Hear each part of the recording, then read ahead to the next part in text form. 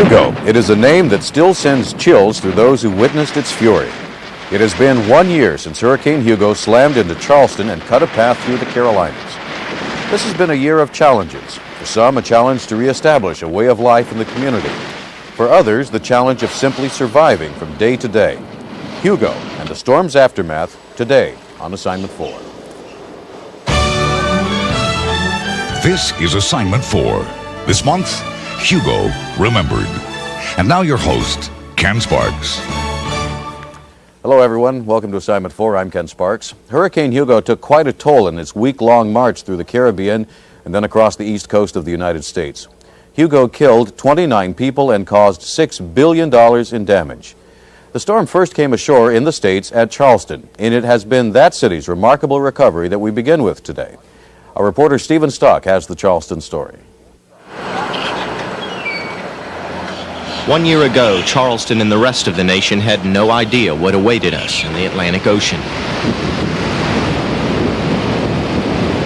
As surfers enjoyed the high waves off the coast, the most powerful storm in 20 years was just beyond the horizon. It had already torn through the Caribbean, but no one had any idea what was to come.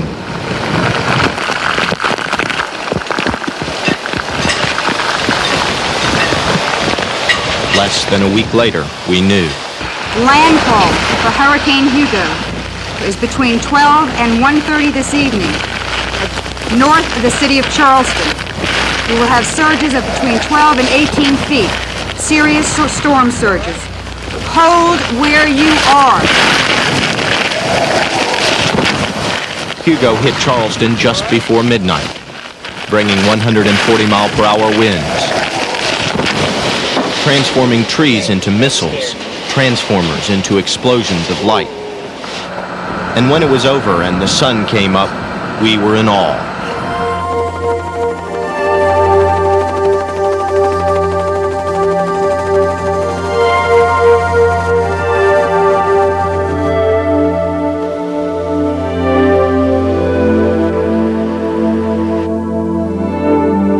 The names Hugo and Charleston will be forever linked in our nation's history, because it was Charleston that first felt Hugo's rage on America's mainland. A year later, the winds are gone, but the storm lingers.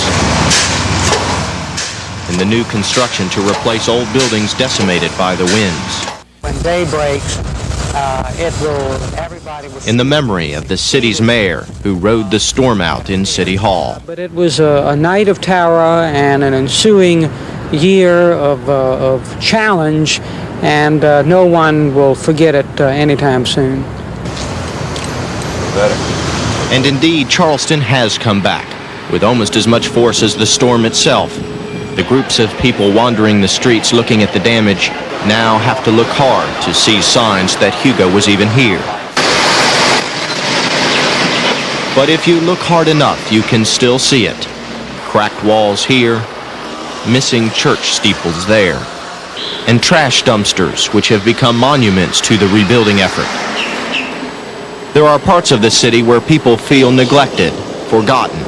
The poorer sections of town where a coat of paint doesn't cover the problems. And they how could this overlook us? They ain't gonna, and this place still the same since the hurricane. They ain't putting no new cabinets. Only thing they did, put new icebox and stove. The biggest challenge that still remains is housing, and is housing particularly in the rural areas. Some of the poorer communities in Charleston, too, they were hit very hard by the hurricane. Even with those struggles, you get the feeling as you tour this city that now every resident here is united by the memory. Our only visual record of life on the rice plantations. The memory which has become a part of the rich history of this, one of the most historic cities in the country. As long as those of us who went through the hurricane are still alive, it'll be a part of Charleston's history that'll be talked about. And I think it'll be passed on to generations, what we went through. Stephen Stock, News 4, Charleston. There were, of course, many people involved in the relief effort after the hurricane, thousands of them, in fact. Most will be the unsung heroes of the event. Many of them, though, worked through the Red Cross, and Wayne Brennesel of the Greenville chapter of the Red Cross was heavily involved in the relief effort immediately after the storm, and he joins me now on Assignment 4. Wayne, welcome to the program. Good afternoon. It's a pleasure to have you today. As we said, it has been a year. How much is Red Cross still involved in the relief effort, and for that matter, is the Red Cross still particularly needed in the relief effort down there? There are some families that we are continuing to work with. We're there basically for those families that still continue to need our assistance. It's not a large number by any means, but on an ongoing basis, we're going to be there until those last few families have been helped. Yeah. How many dollars, how much money so far has the Red Cross spent in Hugo relief? In the Carolinas, in excess of $48 million. Wow. And that has gone primarily for what? Housing, clothing, feeding, all of the above? The emergency assistance items, which is the real Red Cross forte, the food, shelter, clothing, has been the bulk of the money, and we've also spent funds for medical supplies, occupational supplies, lots of household furnishings.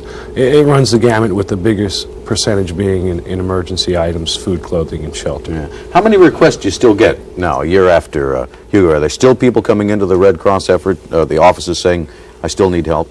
As the cases close with the federal government, when families find that they've gotten all the assistance that FEMA can render and there's still additional help, they are referred to the Red Cross, and we take in those cases as they come. Yeah, and you'll be there, I presume, as long as is necessary? That's correct. Yeah. Now, we are working out of the Charleston Red Cross office, but we have additional staff in there just for those types of cases. Did it surprise you how much money individuals and groups here in the Carolinas raised for the effort along the coast?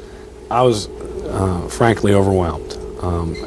I relate to Friday morning, we gotten the word that, how bad things were and that the Red Cross was going to have to assist big time, and that each chapter was asked to kick in and raise so much money. And the national office told us that Greenville needed to raise $60,000. And we were sitting there Friday morning fretting how were we going to raise $60,000. We've turned over 10 times that amount, then some. We've, in the upstate, raised over $900,000. That was pretty remarkable. Of course, we were involved in the telethon, of course, that we ran here at Channel 4, and I know in the course of about 24 hours we had raised something like $360,000, which overwhelmed all of us. I mean, we initially had set a goal of $100,000 and thought that might be optimistic. We were pretty overwhelmed that it ended up being so much more than that.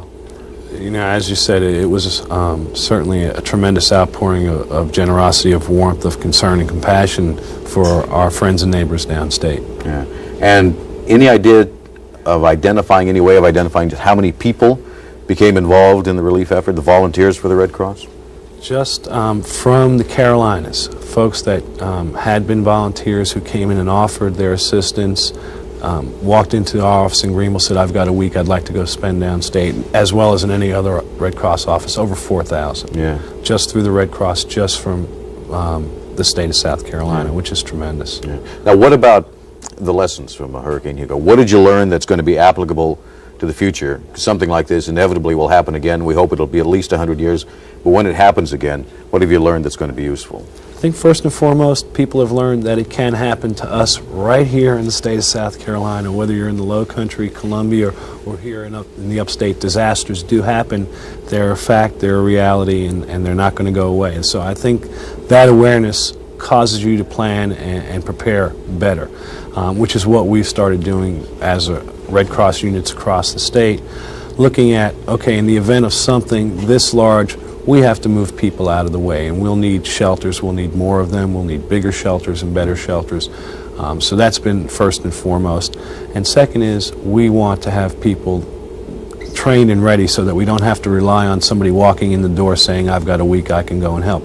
So we have been undertaking massive training efforts throughout the state so that people can get in, learn what it is the Red Cross does and how we do it, so in the event that it happens again, we'll have more people ready. It's always hard to ask this, though, since I know how active you were and how many people were involved in the Red Cross effort. There are, of course, inevitably criticisms that arise of any of the organizations that are involved, people who felt like they didn't get the help they needed or not as much help as they needed or wanted, in the case may be. But looking at yourself, and I'm going to ask you to be a little self-critical at this point. Sure. Are there things that you will be able to do better next time, or that you hope you'll be able to do better, respond faster perhaps? Well, Again, I think it all goes back to how many people you have available. The more folks there, the faster we can get them to the field, the more places they can be deployed. And I think that, with something widespread, and was it 23, 26 counties, when you've got that many counties affected, you've got to be widespread, and you've got to have a real network webbed out into those areas. The Red Cross, I think, can certainly stand the criticism that we were in the most high visible or highly affected areas. Certainly the three-county area, Dorchester, Berkeley, Charleston, up in the Myrtle Beach area. And then as you move further inland, we probably were less and less visible and not as many people as we could have or should have had. So, again, the resources that were there, we used them as best we could, but we need more resources. All right. Well, certainly lessons that have been learned, we hope will not be forgotten anytime soon. There's much more to be said, of course, about Hurricane Hugo and its effects in South Carolina and what we've learned from it. And when Assignment 4 continues in a moment, you'll meet some of the people for whom recovery has been a very slow process after this.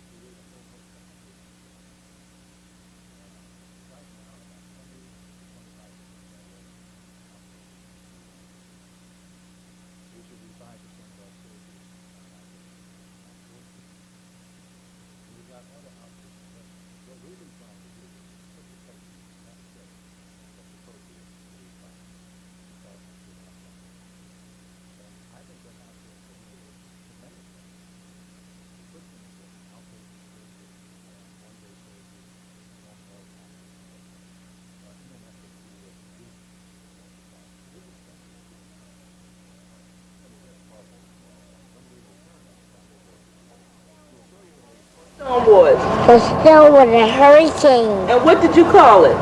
I called the monster.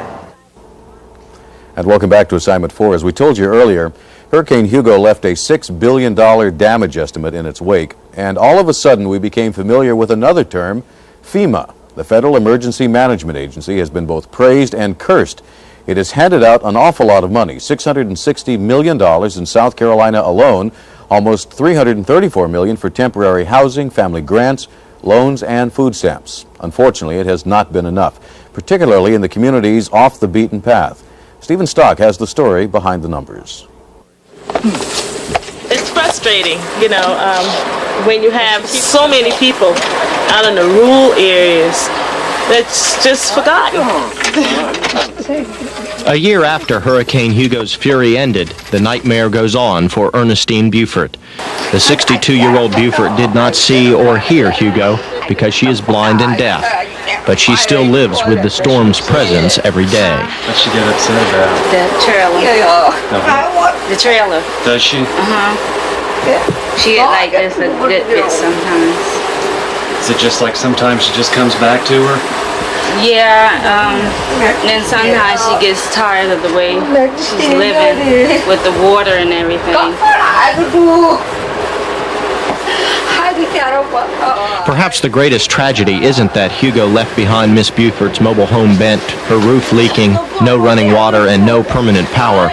Perhaps the greatest tragedy isn't what happened during the storm, but what didn't happen after it. See, like $1,700, what could you do with $1,700 with something like this? Miriam Green has been searching out victims like Ernestine Buford ever since the winds of Hugo subsided.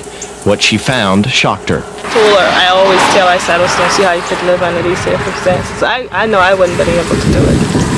And I feel so sorry for her, About 45 families in Berkeley County alone are in need of some help to make their homes livable again.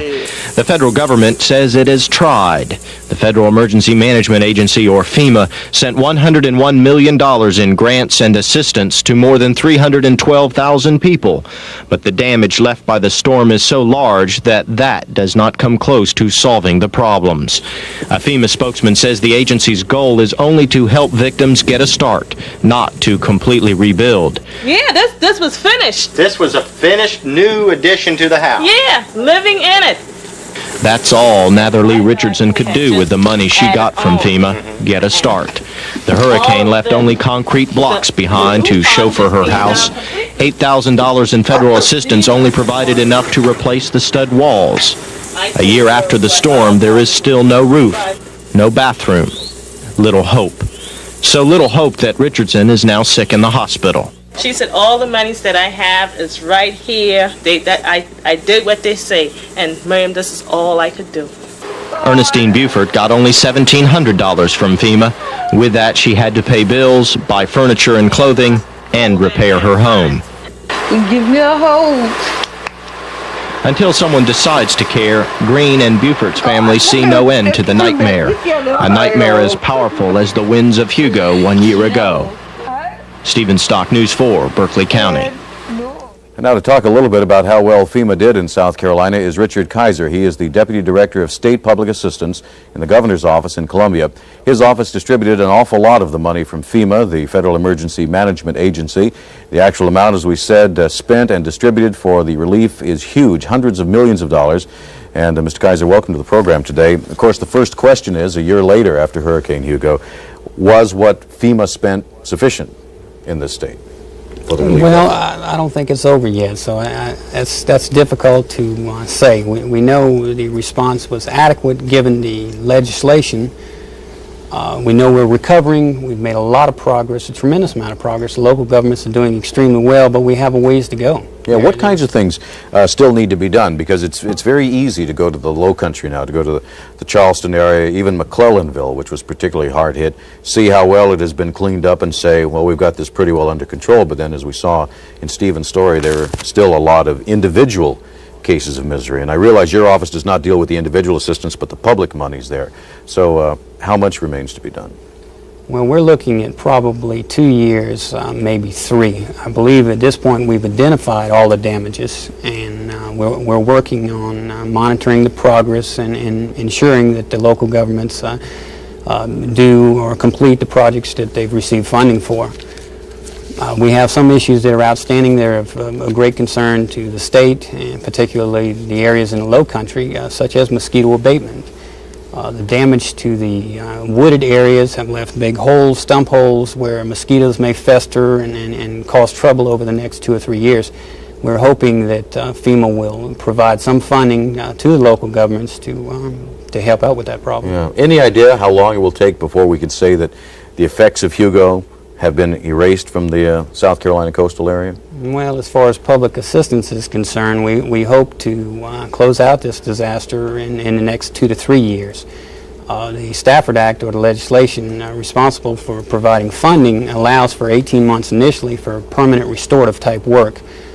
We're approaching that, and we're going to request an extension so we can complete the work. Yeah. The FEMA, of course, as we said earlier, and certainly through the year, a lot of people have heard the news accounts, was both praised. It did a lot of good stuff. It was cursed at the same time for moving too slowly, for the amounts of money that it gave individuals, not nearly enough from the individual's point of view.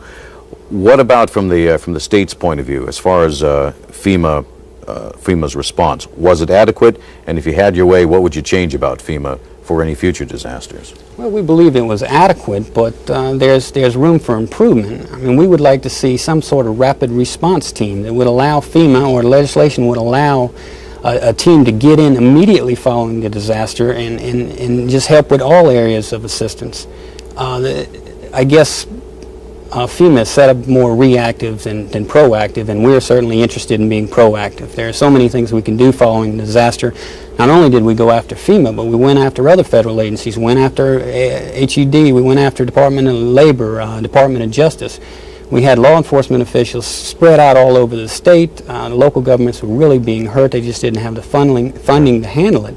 And we were granted, I think, $2 or $3 million from the Justice Department for that type of assistance. So there are a lot of things we can do, and we'd like to be a little more proactive. We want to go on the offensive as soon as we can. From somebody on the state level who was heavily involved in the assistance program, do you agree with Senator Holling's assessment that FEMA's run by a bunch of jackasses? Well, I don't know that I need to comment on that. I know that there are things we need to work on, and we are working on them. We've doubled the size of our organization so the state can have more of a role in closing out this disaster. FEMA is backing off and will move back to Atlanta at the end of this month. We're ready, we're prepared, we're trained, we know what needs to be done. We're prepared to represent the areas that were affected by Hugo with FEMA. What about the state itself? How much money did South Carolina spend of its own, aside from what it got from the federal government in the relief? I'm not sure. I believe it was in excess of $20 million. I mean, at this point in the disaster, it's 100% federal money, which means there won't be any more cost sharing by local governments and above what the state has already contributed. And I imagine that's very good, because the initial fears was that it would completely overwhelm all of the discretionary items in the state budget, what would have to go for Hugo relief. Yes, and there was fear on the local level as well. I mean, they were looking at 12%, a 12% match that could have devastated their budgets. And we went back and requested that FEMA cover 100% of the disaster. The governor moved quickly on that and was granted that request, and it saved the state millions of dollars. Yeah. I'm going to ask you the same thing I asked Wayne Brennesel at the end. What did we learn as far as the disaster relief from what happened during Hurricane Hugo this time that can be applied to any future disasters? Well, we know the players are going to change on a lot of the levels, particularly the local level and the state level, and we don't want to have to reinvent the wheel. We want to be able to go back down into the areas affected by disaster and know what's going to be covered by FEMA. We hope by then we'll have some type of rapid response team in place that will be able to get out in the first 24 hours and move to take care of the disaster.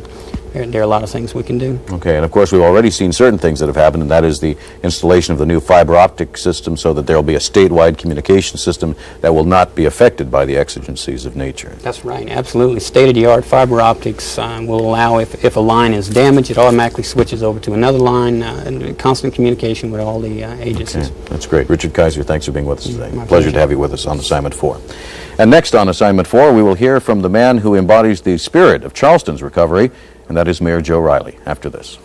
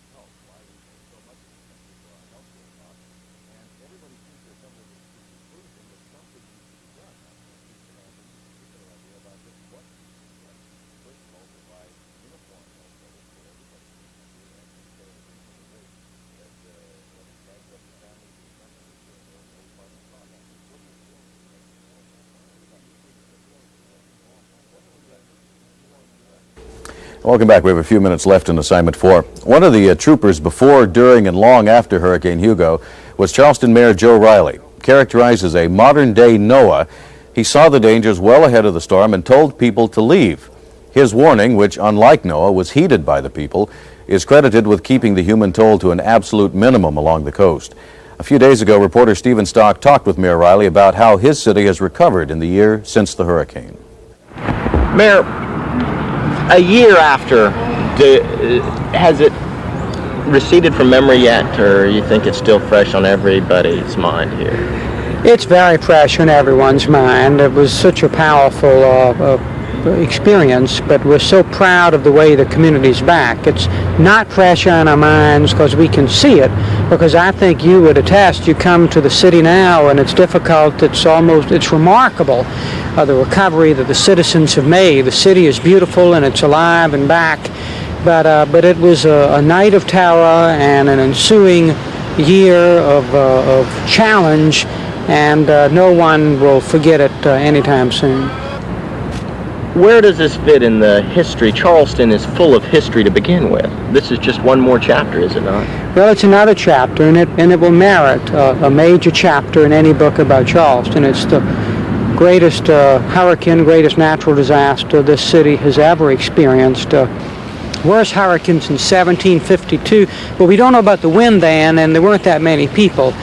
So it's a major chapter, and I think a proud chapter, because the citizens of this community showed courage and resolve, and they got the city back quickly. And it's a proud chapter because of the generous spirit of people from around the country, from the Greenville area and from California and every place in between, who sent food, money, and supplies, and support, and prayers, and help. What's the biggest accomplishment on the road back that you're most proud of? I think that the city is back and functioning and looks great, and that we didn't miss a step, that we kept our momentum. Our beautiful waterfront park that was under construction, we finished it and we opened it. We had the Spoleto Festival, we had Porgy and Bess, Prince Charles came. It was a city that quickly got back to work and kept in front of it all the other responsibilities that we had, and additionally attended to the work of rebuilding after the hurricane. What's the biggest disappointment? And maybe not just for Charleston, but regionally. I understand there's still some people maybe in Hugie who don't have homes still. Well, the biggest challenge that still remains is housing, and is housing particularly in the rural areas. Some of the poorer communities in Charleston too, they were hit very hard by the hurricane. Affordable housing is a difficult challenge, and that's going to take quite some time, and we can't forget about them. One last question. As we near the year anniversary, what do you think about personally? Give me some personal moments. You spent the night here. You saved a couple of paintings, and you've won national recognition. Everybody, Mayor Riley was so great. What do you personally think about now that we're coming up on a year? I think my feeling is one of thanks that we made it. You know, that we made it with our faculties intact, with our pride, and our beautiful city is back, and that I think that the community is a better community in the process. We were touched by people from all over. We get to look into the heart of the human spirit and see the great goodness and generosity and charity that is there. So I'm proud that we made it and that we're a better community. Thank you very much. Charleston Mayor Joseph Riley, certainly a very remarkable man. Well, they called Hurricane Hugo the storm of the century. It certainly was that, and everyone who experienced it certainly hopes it'll be at least another century before we have another one like it. I'm Ken Sparks. Thanks for being with us today on Assignment 4.